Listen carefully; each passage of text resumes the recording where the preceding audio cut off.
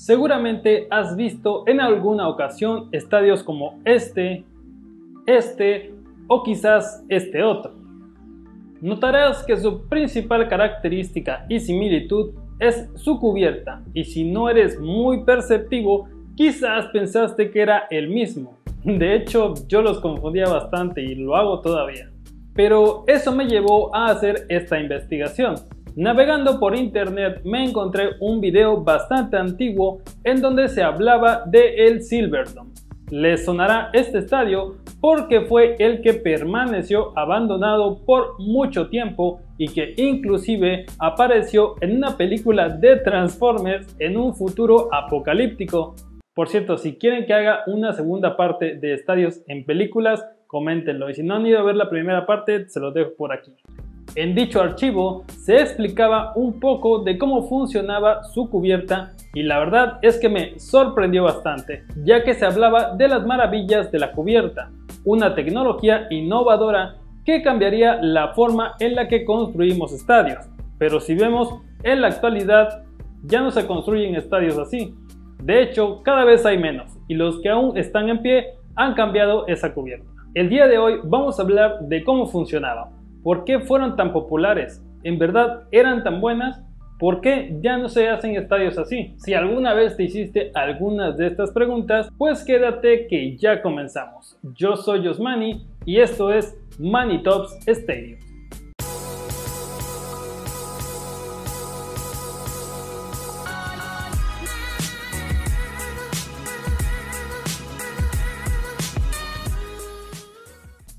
Primero que nada hay que explicar la tecnología que hay detrás de estas cubiertas, las cuales se les denominan estructuras con soporte de aire, es decir, cualquier edificio que deriva su integridad estructural del uso de presión interna de aire para inflar un material flexible, por lo que es el principal soporte de la estructura. Aire. Básicamente las personas que están dentro de esos estadios están experimentando cómo se sentiría vivir en un globo. Estas estructuras por lo general tienen forma de cúpula, ya que esta forma crea el mayor volumen para la menor cantidad de material. Para mantener la integridad física, la estructura debe estar presurizada de manera que la presión interna sea igual o superior a cualquier presión externa que se aplique a la estructura. La estructura no tiene que ser hermética para conservar la integridad estructural, siempre que el sistema de presurización que suministra presión interna reemplace cualquier fuga de aire, la estructura permanecerá estable. Todos los accesos al interior de la estructura deben estar equipados con alguna forma de esclusa de aire. Típicamente son dos juegos de puertas paralelas o una puerta giratoria o inclusive ambos. De hecho, no sé si vieron un video reciente de Luisito Comunica en donde visita un hotel burbuja. La tecnología es básicamente la misma. Si se fijaron, para entrar a esa habitación había que entrar por dos puertas herméticas, las cuales no podían estar abiertas al mismo tiempo, pues de lo contrario el aire se escaparía. Sé que esto puede ser muy obvio, pero a mí me hubiera gustado que me lo explicaran así, entonces. Entre muchos otros usos se encuentran instalaciones deportivas y recreativas, almacenamiento, refugios temporales y radomos. Un radomo es en ingeniería de telecomunicaciones el recubrimiento de una antena utilizado con el fin de protegerla, sin que ello afecte sus propiedades electromagnéticas, siendo impoluto a las ondas de radio. Esto no tiene nada que ver con el tema, pero yo no lo sabía y este es un canal cultural, así que ahí está la información, por si tenían la duda. La estructura puede ser totalmente, parcial o solo soportada por aire en el techo. Una estructura totalmente soportada puede ser una instalación temporal, semitemporal o permanente, mientras que una estructura con solo un techo con soporte aéreo puede construirse como un edificio permanente. Pues bien, una vez que ya comprendimos cuál es su funcionamiento, veamos por qué fueron tan famosos. La tecnología detrás de las cúpulas presurizadas por aire fue popularizada por el fallecido arquitecto e ingeniero David Geiger, quien diseñó el pabellón de los Estados Unidos para la Expo 70 en Osaka, Japón, pero las cúpulas inflables son anteriores a Geiger. La Oficina de Patentes y Marcas de Estados Unidos muestra imágenes para una presentación en abril de 1958 por Waldemar Berry para una estructura inflable. Sin embargo, es una tecnología que incluso Geiger podría haber visto como obsoleta. Eso se puede ver en sus posteriores proyectos, en donde dejó de lado el aire presurizado y se fue por completo por un sistema parecido de tensegridad, como lo demuestra su trabajo en el techo del domo Suncoast de Florida, ahora llamado Tropicana Field. ¿Qué les parece si vemos qué ventajas y desventajas trae una cubierta de este tipo? Como ya habíamos mencionado, los materiales de techo inflable eran significativamente menos costosos en comparación con los materiales de techo duro que se usaban en aquel entonces, pero como relatan las personas encargadas de este tipo de estadios, existen inconvenientes para este tipo de estructura. Las fuertes cargas de nieve en los inviernos presentan un problema de presión de aire en términos de peso. Mantener la cantidad correcta de presión de aire en el edificio es increíblemente exigente. Cuando la nieve se asienta en el techo, se necesita más presión de aire para equilibrar el peso de la nieve.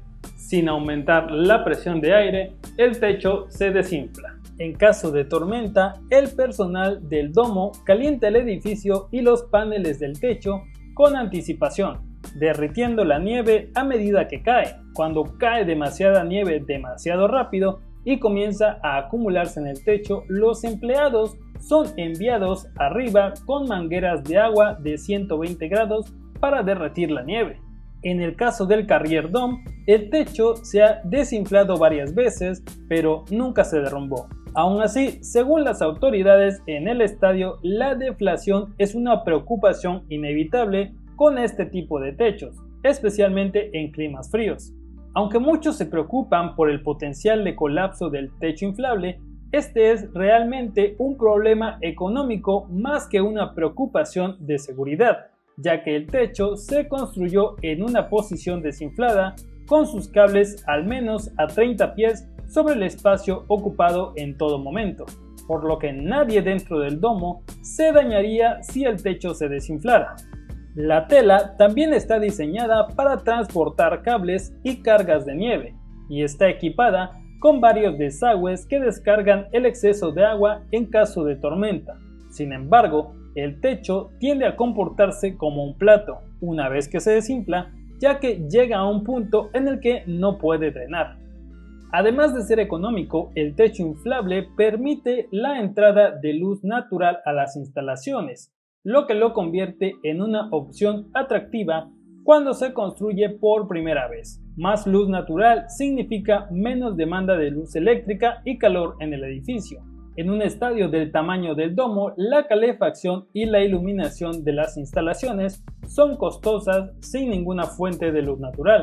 La luz del sol que brilla a través del techo, a través de la tela, también crea una atmósfera de estadio al aire libre, aunque un estadio al aire libre no sería una opción viable en muchas ciudades de Estados Unidos debido a los climas extremos que suelen azotar las localidades. El gerente de eventos del Carrier Dome, Mike Hrabeck, está de acuerdo en que la instalación tiene fortalezas y debilidades. Si bien el techo inflable abastece a grandes multitudes con las difíciles condiciones climáticas del noreste, su incapacidad para soportar cargas pesadas presenta un desafío cuando comienza a nevar. El techo requiere cuidado constante y no se puede usar para colgar objetos pesados, ya que desplazarían la presión del aire en la tela. Esto limita los eventos que el Dome puede contener, ya que la mayoría de las grandes bandas tienen sistemas de sonidos diseñados específicamente para colgar. Dado que las luces colgantes y los sistemas de sonido no son opciones viables, el Dome ha tenido problemas para hacer la transición a una instalación de entretenimiento. Definitivamente a mí me parece que es una tecnología muy útil que en su momento ayudó a solucionar muchos problemas con costos relativamente bajos, pero que el tiempo le pasó factura y la innovación en construcción de recintos deportivos lo superó, pues se empezaron a edificar estadios con cubiertas igualmente ligeras pero sin tantos problemas, con sistemas de tensoestructura que en la actualidad es la principal manera de construir cubiertas en los grandes estadios a nivel mundial. ¿Qué les parece si hacemos un repaso por los estadios que utilizaron esta tecnología y vemos cuáles siguen en pie y cuáles han desaparecido? BC Place. El estadio se inauguró el 19 de junio de 1983 y se construyó con una estructura interior con un techo con soporte de aire, el más grande de su tipo en el mundo tras su apertura. Después de los Juegos Olímpicos de Invierno de 2010, BC Place se cerró durante 16 meses como parte de una extensa revitalización, cuya pieza central fue reemplazar el techo inflable con un techo retráctil soportado por cables, justo como luce en la actualidad. Tokyo Dome. Este es un estadio en Japón inaugurado el 17 de marzo de 1988 y tiene una capacidad total de 42.000 espectadores. Su techo en forma de cúpula persiste hasta la actualidad sin mayores dificultades. Pontiac Silverdome. El Pontiac Silverdome era un estadio en Pontiac, Michigan, inaugurado en 1975 con una capacidad de 82.666 asientos. En su construcción fue la primera vez que se utilizó esa técnica arquitectónica en una instalación deportiva importante. Después de la apertura del Ford Field en 2002, el estadio se quedó sin un inquilino permanente. La ciudad de Pontiac no pudo encontrar un buen uso para el estadio, dejándolo vacío durante 8 años. La ciudad se quedó sin dinero y se vio obligada a vender debido al aumento de los costos de mantenimiento. Después de múltiples intentos de solicitar planes de reurbanización, la ciudad finalmente vendió el estadio en una subasta en 2009, sin reservas por $550.000, menos del 1% de lo que costó para construir el domo. Todo esto a un desarrollador inmobiliario canadiense. El Pontiac Silverdome reabrió en 2010 y organizó muchos eventos, incluidos partidos de fútbol, conciertos, boxeo de campeonato de HBO, espectáculos de camiones monstruo y muchos más. Sin embargo, en 2013, una cantidad excesiva de nieve causó el desgarro de una parte del anticuado sistema de techo, cerrándolo indefinidamente. En 2017, el propietario del Silverdome decidió derribar las instalaciones. El Metrodome era un estadio deportivo con cúpula ubicado en el centro de Minneapolis, Minnesota. Se inauguró en 1982 como reemplazo del Metropolitan Stadium, el antiguo hogar de los Minnesota Vikings de la NFL y los Minnesota Twins de las grandes ligas de béisbol. El estadio tenía un techo de tela de fibra de vidrio que era autosuficiente por la presión de aire y era la tercera instalación deportiva más importante en tener esa característica. Con la aprobación del nuevo US Bank en el sitio del Dome por la legislatura de Minnesota, el destino del Metrodome quedó sellado. Los Vikings jugaron su último partido en el Metro el 29 de diciembre del 2013. El 10 de febrero del 2014, después de 2 meses de trabajo preliminar, finalmente comenzó la demolición de las paredes del estadio.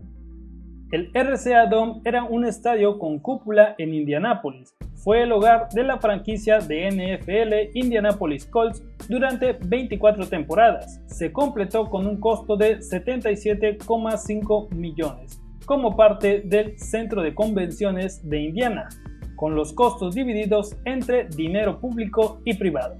El estadio abovedado era similar en diseño y apariencia al Metrodome y al techo anterior del BC Place, debido en gran parte a la participación de los ingenieros David Geiger y Walter Bird, pioneros en los techos con soporte aéreo. Este fue demolido en diciembre del 2008 como parte de un proyecto para expandir el centro de convenciones adjunto.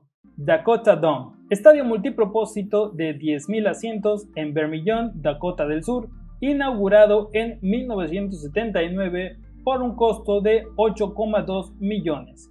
Es el hogar de los Coyotes de la Universidad de Dakota del Sur.